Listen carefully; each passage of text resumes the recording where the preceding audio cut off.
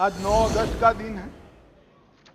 9 अगस्त के दिन महात्मा गांधी ने हमारे आजादी के आंदोलन के एक नए अध्याय की शुरुआत की थी। एक उन्होंने नारा दिया था, अंग्रेजों भारत छोड़ो, क्विट इंडिया का नारा दिया था।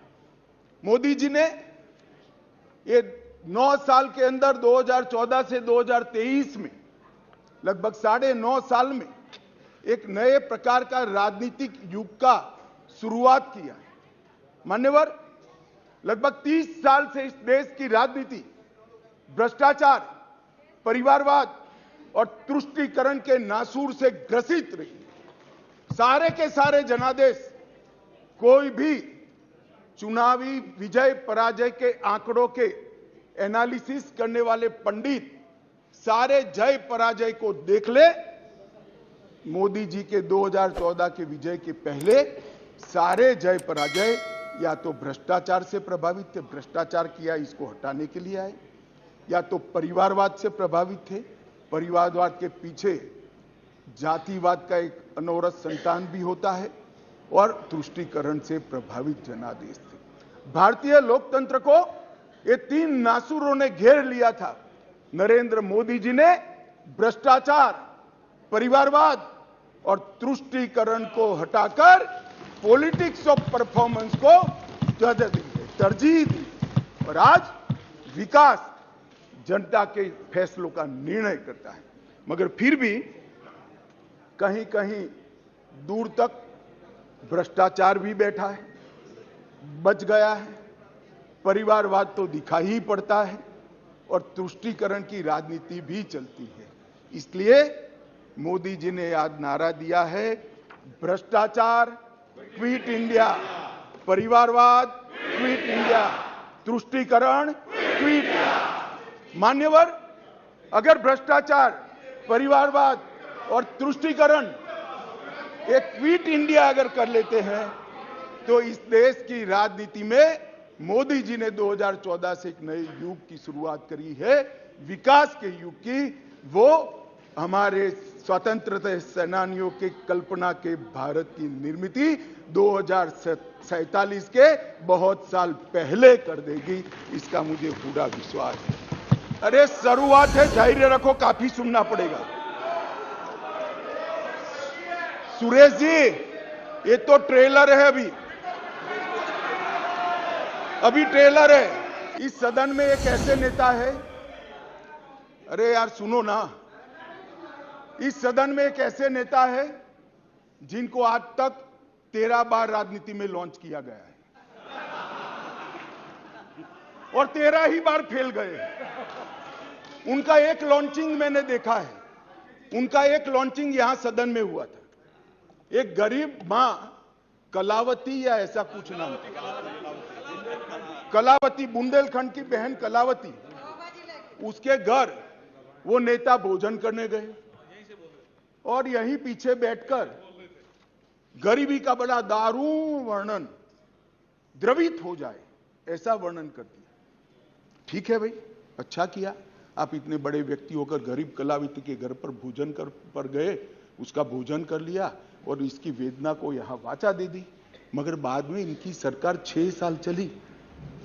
मैं पूछना चाहता हूं, वो कलावती का क्या करा? वो कलावती को घर, बिजली, गैस, शौचालय, अनाज, स्वास्थ्य, ये सब देने का काम नरेंद्र मोदी ने।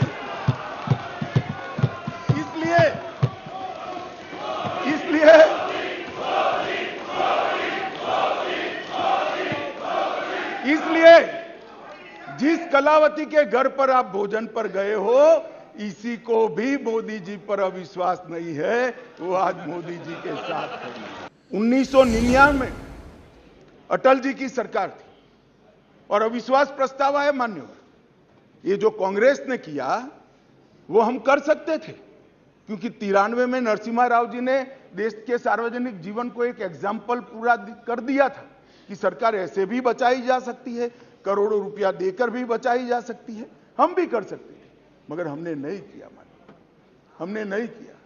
हमने हमारी बात रखी देश के प्रधानमंत्री अटल जी ने इसी सीट पर बैठकर अपनी बात रखी संसदों के सामने और जो कहा कि संसद का जो फैसला है मैं सर पर चढ़ाऊंगा, हमें कोई आपत्ति नहीं। मान्यवर, सिर्फ एक वोट से सरकार गई, सिर्फ एक वोट से। क्या हम यूपीए और कांग्रेस की तरह बचा नहीं सकते थे?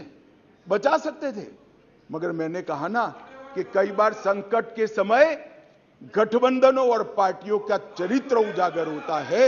यूपीए का चरित्र सत्ता बचाने के लिए भ्रष्टाचार करने का चरित्र है और भारतीय जनता पार्टी और एनडीए का चरित्र सिद्धांतों के लिए राजनीति करने का चरित्र है।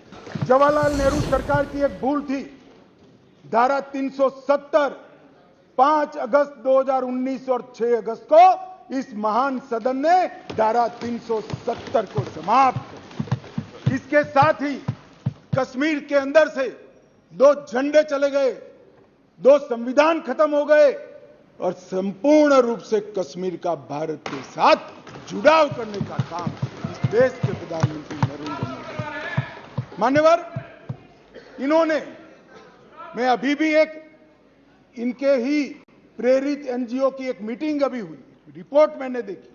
क्या रिपोर्ट कहती है? हुर्रियत से चर्चा करो, जमीयत से चर्चा करो, पाकिस्तान से चर्चा करो। हम ना हुर्रियत से चर्चा करेंगे, ना जमीयत से करेंगे, ना पाकिस्तान से चर्चा करेंगे। अगर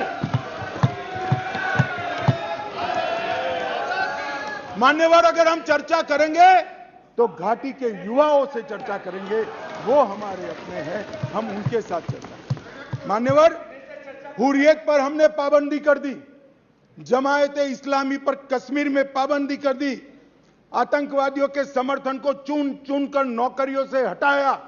अब किसी भी आतंकवादी की मृत्यु का जनाजा नहीं निकलता है, क्योंकि जो जहां मारा जाता है वही दफन किया जाता है। हम हिंसा में की आग में तेल डालने का काम न करें, हम तेल न डालें। तेल कैसे डाला जाता है मैं बताता हूं।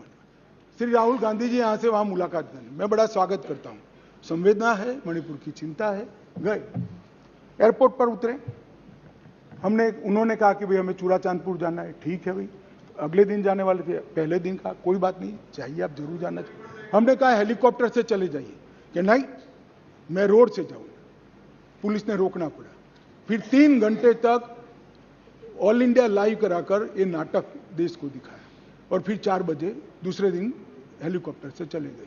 भाई हेलीकॉप्टर से चले जाते तो क्या आपत्ति थी, हमने सुरक्षा की पूरी व्यवस्था की थी, परंतु इस प्रकार की काम करने के लिए वहां जाना, इसको पॉलिटिक्स कहते हैं गौरव जी। आप वहां जाते हैं तो कोऑपरेट करिए, चूड़ाचांदपुर जाने से कोई नहीं रुक रहा, हम हेलीकॉप्टर से भेज रहे हैं, आप जाना नहीं चाहते, नहीं मैं बाय रोड ही जाऊंगा। चलो बाय रोड जाना है, जनता को दिखाना है, तो फिर दूसरे दिन क्यों गए? दूसरे दिन भी न जाते, दूसरे दिन भी गए तो पहले दिन सत्याग्रह दिखाना था। भाई इस तरह की पॉलिटिक्स ऐसी विषम परिस्थितियों में मत करिए। क्या आप मानते हैं, आप क्या मानते हैं कि सरकार को आप इस तरह से परेशान करेंगे, चाहे वहां की हो या यहां की, और जनता नहीं जानती है? जनता ये सारा जानती है।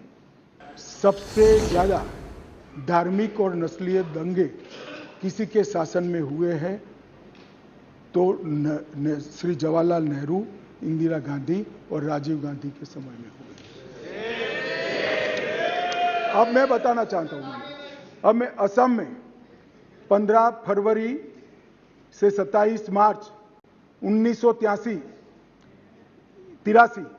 750 लोग मारे गए। आंध्र प्रदेश 6 दिसंबर 1990 से 91, हैदराबाद 143 लोग मारे गए।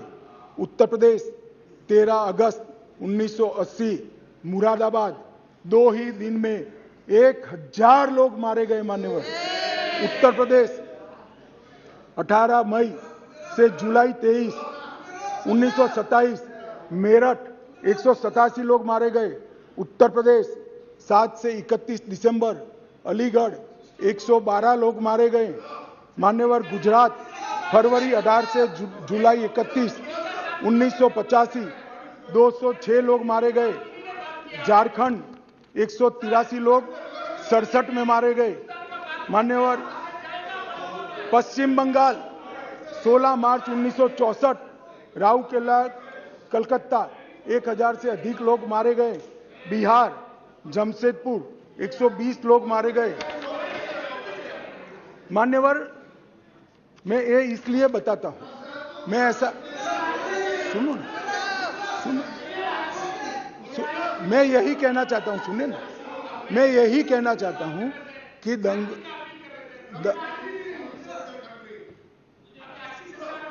तो शांति की अपील में सहयोग धमकी से मानोगे? ऐसा करोगे कि मैं पढ़ूंगा तो शांति में सहयोग नहीं दोगे, ऐसा कहना चाहते हैं? शांति की अपील और इसका क्या लेन देन? मैं तो राजनीतिक जवाब दे रहा हूं आपका। मान्यवर, मैं इतना ही कहना चाहता हूं कि दंगे हर बार हुए, मगर दंगों को हमने कभी पार्टी के साथ नहीं जोड़ा। हमने कभी दंगों का जवाब देते हुए किसी गृह मंत्री को नहीं रोका है। हमने कभी सदन को बैन में नहीं लिया है। हमने कभी 15-15 दिन तक सदन की कार्यवाही को समाप्त नहीं किया है। हमने करा है तो विपक्ष में रहते हुए भी शांति की अपील का समर्थन किया है, शांति का समर्थन। मोदी जी ने दिल से दूरी कम करने का काम किया है और नॉर्थ ईस्ट को मेन स्ट्रीम में लाने का काम किया है।